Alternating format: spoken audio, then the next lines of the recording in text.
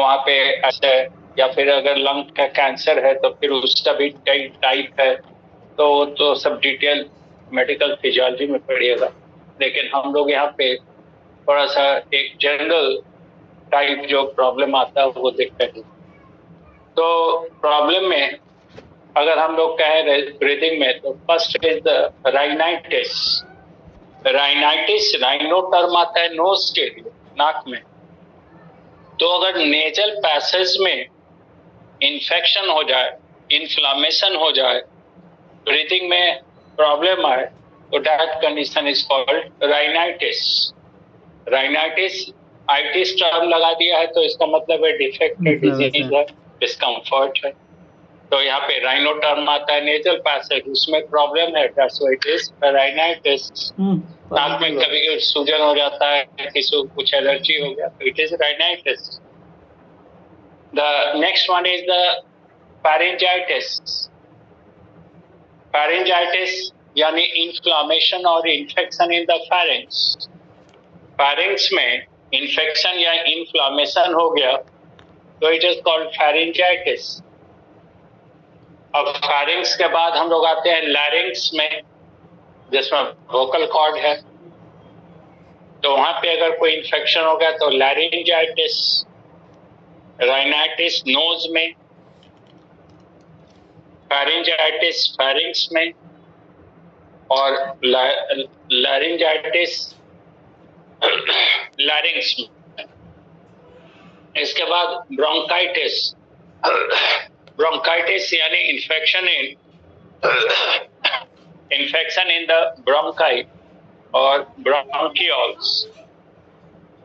Bronchi, bronchioles, इन सब में infection हो तो इट इज कॉल्ड ब्रोंकाइटिस। हम लोग जानते हैं कि लंग्स के बाहर कवर होता है जिसको कहते हैं pleura. Pleura, outer cover of the lungs. उसमें अगर इन्फेक्शन हो गया, स्वेलिंग हो गया, तो इट इज कॉल्ड प्ल्यूराइटिस।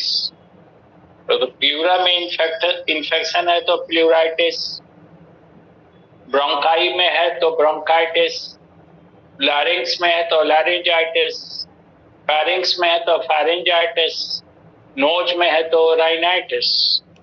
अब एक टर्म हम लोगों ने डिस्कस किया था, ओडेमा। ओडेमा कहा था excessive accumulation of tissue fluid with in a tissue और ऑर्गन। तो कभी कभी लंग के अंदर भी प्लूरल फ्लूइड का वॉल्यूम काफी बढ़ जाता है, it may be due to any defect, तो that condition is called lung oedema. इसको कहते हैं लंग ओडेमा। जिसको आम भाषा में लोग कहते हैं कि लंग में फेफड़ा में पानी हो गया, इट इज लंग ओडेमा। उसी तरह कोई बैक्टीरियल इन्फेक्शन हो गया, समझ लीजिए ट्यूबरकुलोसिस पढ़ा भी है, तो लंग टीबी ये बहुत कॉमन है, लंग में ट्यूबरकुलोसिस। लंग में कैंसर भी हो सकता है, कैंसर पढ़ा है कि कैंसर कोई भी नॉर्मल सेल होता है उसमें कैंसर कॉजिंग जीन है, that is proto oncogene. Onco term आता है कैंसर की, oncology it is the study of cancer. तो proto oncogene is present in each and every cells of our body, यह पढ़ा भी है। और कभी भी कोई भी फैक्टर इस प्रोटो ऑन्कोजीन को कन्वर्ट कर दे, एक्टिवेट कर दे ऑन्कोजीन में, then the cell becomes cancerous or malignant. It starts dividing repeatedly. ये बराबर डिवाइड करेगा to increase their number and it will form the tumor. Tumour बनेगा और आसपास के एडजेसेंट सेल्स के न्यूट्रिशन को वो यूटिलाइज करेगा, तो जहाँ ट्यूमर ग्रो करेगा आसपास का सेल और टिश्यू डैमेज होगा। तो लंग में भी ट्यूमर होता है, lung cancer, it is also very common. Then apnea, apnea, P-N-O-E-A, P-N-O-E-A, apnea, apnea means breathing. apnea अगर कह दिया A means not, तो cessation of breathing यानी ब्रीदिंग थोड़े समय के लिए रुक जाता है। हम लोग याद कीजिए, हम लोग ब्रीदिंग में पढ़ रहे थे वेंटिलेशन मैकेनिज्म में, नर्वस रेगुलेशन में, So the breathing is regulated by the pneumotaxic center present in the pons. And whenever the pneumotaxic center becomes active, and it becomes activated whenever the blood PCO2 increases in the blood. तो CO2 जब बढ़ेगा blood में तो pneumotaxic centre active होगा, breathing start होगा. अब अगर हम लोग एक्सेसिव ऑक्सीजन को इनहेल कर लें, एक्सेसिव इनहेलेशन ऑफ ऑक्सीजन और deep ventilation, repeated deep ventilation for several times, कई बार जोर जोर से खींच के सांस ले लें, कई बार गहरी सांस ले लें, या अगर किसी को ऑक्सीजन काफी ज्यादा इनहेल कराते हैं तो नतीजा होगा कि ब्लड में ऑक्सीजन की मात्रा बढ़ेगी, PCO2 कम हो जाएगा, न्यूमोटैक्सिक सेंटर काम नहीं करेगा, and temporarily the breathing will be stop. It is called temporary cessation of breathing. It is called apnoea. इसको एपनिया कहते हैं. Now dyspnoea. डिस्पनिया कहा जाता है पेनफुल ब्रीथिंग. जब पेनफुल ब्रीथिंग हो और ब्रीथिंग रेट काफी बढ़ा है तो that condition is called dyspnoea. जैसे एक टर्म आता है हाइपरपनिया. जैसे एपनिया तो हो गया कि ब्रीथिंग रुक गया, ब्रीथिंग थोड़ी देर के लिए रुक गया, फिर जैसे ही CO2 का लेवल बढ़ेगा ब्रीथिंग फिर स्टार्ट होगा, न्यूमोटैक्सिक सेंटर एक्टिव होगा. दूसरा कंडीशन है हाइपरपनिया. नाम से भी मालूम हो गया, abnormal increase in the breathing rate. It is called hyperpnea. Abnormal increase in the breathing rate. यानी तेज तेज सांस चले without any appreciable pain. Breathing काफी है, काफी तेज तेज सांस ले रहे हैं लेकिन दर्द महसूस नहीं हो रहा है तो हम लोग कहेंगे हाइपरपनिया. एपनिया में ब्रीदिंग नहीं है, हाइपरपनिया में बहुत फास्ट ब्रीदिंग है लेकिन दर्द नहीं. अब तीसरा है डिस्पनिया, जो अभी बता रहे थे. तो dyspnoea is the hyperpnoea associated with appreciable pain. Dyspnoea, dys मतलब होता ही है अपना, तो DYS dyspnoea, PNOEA dyspnoea. Hyperpnoea यानी बहुत तेज सांस चलेगा विद एप्रिसिएबल पेन और सांस लेने में तकलीफ होगी तो हम लोग इसको कहेंगे डिस्पनिया. सांस तेज चले तकलीफ नहीं हो तो कहेंगे हाइपरपनिया. सांस नहीं चले एपनिया. तो ये टर्म है. अब एक है ऑर्थोपनिया. याद होगा उसको डिस्कस किया था हम लोगों ने हार्ट के फिजियोलॉजी में बताया था ऑर्थोपनिया. लेकिन आप लोग हैं भूलक्कर तो भूल ही गए होंगे, तो फिर से समझ लीजिए. हाइपरपनिया, abnormal increase in the breathing rate without any pain. Dyspnea, abnormal increase in the breathing rate associated with appreciable pain. अब orthopnea. Orthopnea is the problem in the cardiac patient. ये जो प्रॉब्लम आता है वो हार्ट पेशेंट को आता है, दूसरे पर्सन को नहीं आता है. तो हार्ट पेशेंट में हार्ट में काफी पेन हो रहा है, दर्द हो रहा है, और ऐसे कंडीशन में मान लीजिए कोई हार्ट पेशेंट है, ये डायफ्राम है और यहाँ पे ये हार्ट है. तो डायफ्राम जब रिलैक्स करेगा, फोर्सफुल रिलैक्सेशन होगा तो फ्रिक्शन होगा किससे? हार्ट से. अब बेचारा वो हार्ट में हार्ट पेन से जूझ रहा है, ऊपर से डायफ्राम उसके हार्ट को स्ट्राइक करा, नीचे से धक्का दे रहा है तो और भी दर्द बढ़ जाता है. तो ये कब होता है? देखिए, कोई पर्सन बताया भी था कि अगर आपको मालूम हो कि आपके आसपास में किसी को कार्डियक अरेस्ट हुआ और आप देखने गए कि क्या हालचाल है, और पर्सन बिल्कुल ऐसा लेटा हुआ है, चित लेटा हुआ है, बिल्कुल हॉरिजॉन्टल पोजीशन ऐसे लेटा हुआ, ये इसका डायफ्राम और ये यहाँ पे इसका हार्ट. तो ये चित लेटा हुआ है तो इसका मतलब ये है कि इसको हार्ट अटैक नहीं, गैस्ट्राइटिस हो सकता है, ब्लड प्रेशर ज्यादा हो सकता है, कोई भी चीज हो सकता है, बट हार्ट अटैक नहीं हुआ. क्यों? अगर ये ऐसे पोजीशन में रहेगा तो जब इनहेलेशन परफॉर्म करते हैं तो यहाँ पे एब्डोमिनल मसल बताया था कॉन्ट्रैक्ट करेगा, ये एब्डोमिनल मसल है, ये कॉन्ट्रैक्ट करेगा। तो यहाँ पे स्टोमिक वगैरह है, इन पर प्रेशर डालेगा, स्टोमिक प्रेशर डालेगा डायफ्राम पे, डायफ्राम और ज्यादा रिलैक्स करेगा तो फ्रिक्शन होगा हार्ट से, काफी पेन दर्द हो। तो अगर किसी को हार्ट अटैक होता है तो वो स्लैंटिंग पोजीशन में रहता है। स्लैंटिंग मतलब किस तरह का पोजीशन में रहना चाहेगा, अब वो कभी हॉरिजॉन्टल पोजीशन में नहीं चाहेगा। अगर किसी को मालूम हुआ हार्ट अटैक हुआ और आप गए तो देखिए कि पीछे तकिया उकिया लगाए हुआ है, पलंग से ऐसे उठंग के बैठा हुआ है, तो समझिए हार्ट अटैक हो सकता है। यानी हॉरिजॉन्टल नहीं। क्यों? इसमें क्या फायदा है? जैसे पेशेंट है तो अब इसका एब्डोमिनल रीजन ऊपर वाला हिस्सा थोरैसिक रीजन ऊपर है, यहाँ पे ये डायफ्राम, एब्डोमिनल रीजन यहाँ और ये थोरैसिक रीजन है, हार्ट है यहाँ पे थोरैसिक रीजन में। अब अगर इसका एब्डोमिनल मसल कॉन्ट्रैक्ट करेगा तो डायफ्राम पर प्रेशर डालेगा विसरल ऑर्गन, स्टोमक, इंटेस्टाइन वगैरह, लेकिन ये प्रेशर उतना नहीं डाल पाएगा अगेंस्ट द ग्रेविटेशनल फोर्स। यहाँ पे ग्रेविटेशनल फोर्स के अगेंस्ट में जाके प्रेशर डालना है तो प्रेशर यहाँ ज्यादा नहीं होगा, हल्का होगा, तो कार्डियक पेशेंट को आराम मिलेगा, फ्रिक्शन कम होगा। इसलिए जब आप आईसीयू वगैरह में जाइएगा हार्ट का जहाँ पेशेंट है तो सबका देखिएगा बेड ऐसे इंक्लाइंड है, इसको ऑर्थोपेनिक बेड कहते हैं। इस तरह का बेड जो होता है ऑर्थोपेनिक बेड, देखिएगा पीछे वो ऐसा हैंडल होता है, उठा देगा, फिर जब कम होगा तो ऐसे घुमा के हॉरिजॉन्टल कर देगा। तो कार्डियक पेशेंट जब भर्ती होता है तो बेड काफी उठा दिया उसको आराम में, जैसे जैसे उसका कंडीशन ठीक होगा उसका बेड का इंक्लिनेशन कम होता जाएगा। तो ये जो प्रॉब्लम है जहाँ पे कि diaphragm during relaxation causes friction with the heart, increasing the pain of the cardiac patient is called orthopnea.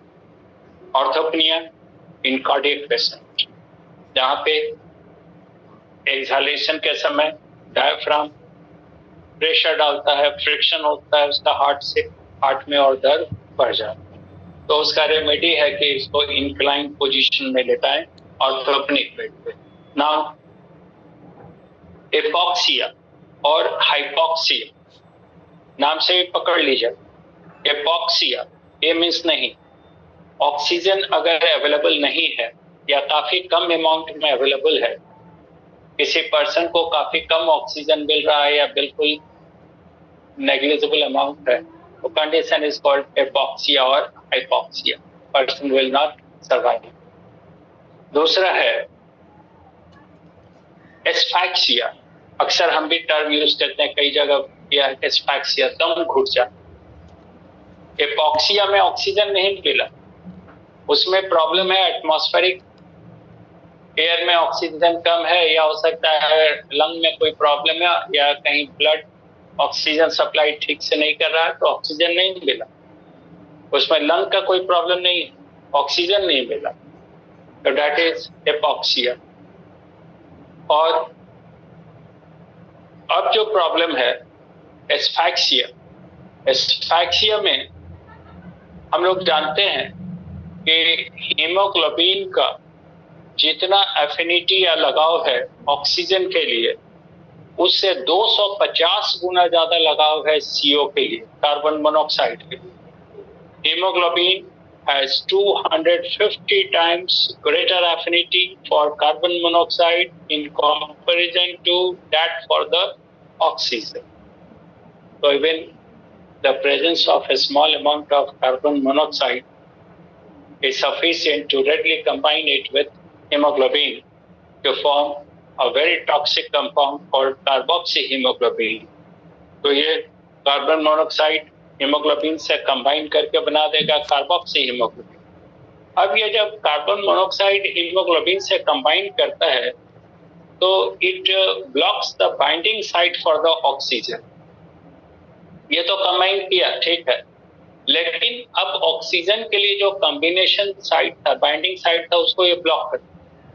तो ऑक्सीजन है, एटमॉस्फेयर में ऑक्सीजन है, फिर भी हीमोग्लोबिन ऑक्सीजन से कंबाइन नहीं कर पा रहा बिकॉज वो CO से कंबाइन कर चुका है और हीमोग्लोबिन को कहते हैं carboxy haemoglobin, person will not survive, silent death cause कर देता है। इसे सुनते हैं जाड़े वगैरह में लोग हीटर या अंगीठी जलाए हुए हैं, पूरा रूम बंद है, वेंटिलेशन नहीं है, तो धीरे धीरे कार्बन मोनोऑक्साइड का लेवल बढ़ेगा और सोए हुए में ही कार्बोक्सी हीमोग्लोबिन के कारण पर्सन का डेथ हो जाएगा, तो हाईली टॉक्सिक है।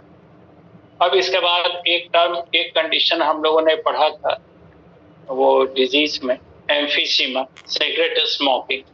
तो बताया था कि सिगरेट स्मोक तो खैर हार्मफुल है ही, लेकिन उसमें एक जो इम्पोर्टेंट रोल अभी है वो टार का। टार मतलब कोयला जैसा होता है, काली। तो सिगरेट का धुआं देखिएगा काला होता है, जैसे किचन वगैरह में भी काला हो जाता है धुआं, तो वैसे ही अब ये जो टार है जब स्मोक के साथ अंदर जाएगा फेफड़ा में, तो ये एल्वेलाई के वॉल से चिपक जाता है, एल्वेलाई के वॉल से चिपक गया। अब नतीजा क्या होगा कि इसके कारण फैगोसाइट उसकी ओर अट्रैक्ट होते हैं और फैगोसाइट एक एंजाइम रिलीज करता है इलास्टेज, और वो इलास्टेज इलास्टिक फाइबर को तोड़ देता है, जो एल्वेलाई को सराउंड किया हुआ इलास्टिक फाइबर है उसको तोड़ देगा, तो इंटर एल्वुलर सेप्टा ही टूट गया, ब्रेक कर दिया, तो एल्वेलाई का नंबर कम हो गया, surface area for the exchange of gases घट गया, और नतीजा है कि पर्सन को कम ऑक्सीजन मिला, पर्सन का स्टैमिना भी घट गया। हम लोगों ने कहा था एजिंग प्रोसेस काफी बढ़ जाता है, समय के पहले पर्सन बुरा हो जाता है, उसको कई तरह का प्रॉब्लम होगा, तो दैट इज एस्फाइक्सिया। एक टर्म आता है सिलिकोसिस, लंग से जुड़ा हुआ प्रॉब्लम है सिलिकोसिस।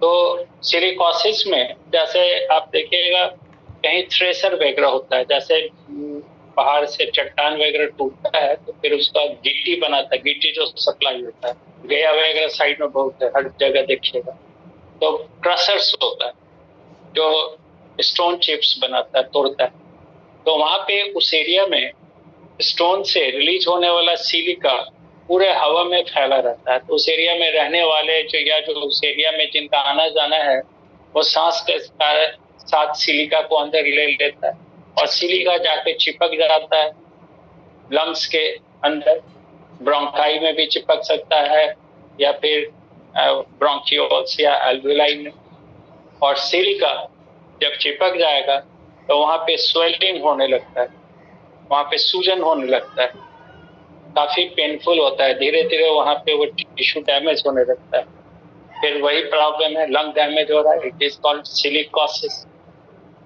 इसके अलावा हम लोगों ने कई बैक्टीरियल वायरल डिजीज में भी पढ़ा था, अब जैसे निमोनिया वगैरह में ये है, फिर बैक्टीरिया में भी, प्लेग में भी कहा था लंग में इन्फेक्शन होता है, अभी तो कोरोना वायरस भी हुआ था तो लंग में इन्फेक्शन, तो बहुत सारे बैक्टीरियल और वायरल एजेंट हैं विच डैमेज द लंग्स। तो these are the major abnormalities जो हम लोगों ने डिस्कस किया, और अभी तो 5 मिनट है लेकिन आज अब स्टार्ट नहीं करेंगे, नया टॉपिक है। अब रेस्पिरेशन में आप लोग क्वेश्चन बनाइए, इसको जहां से भी जो भी बुक है आपके पास सिर्फ फिजियोलॉजी का रेस्पिरेशन का क्वेश्चन बनाइए, बन जाएगा, जो नहीं बनेगा वो हमसे डिस्कस कीजिए और बता देंगे। फिर तो अभी तो छुट्टी है तो वैसे ही चलेगी, और अभी टाइम यही रखा है, फिर चेंज होगा तो खबर करेंगे। कल भी फिर हम लोग इसी समय 5 से 6 फिर रखेंगे और कल स्टार्ट करेंगे एक्सक्रीटरी सिस्टम, ह्यूमन का।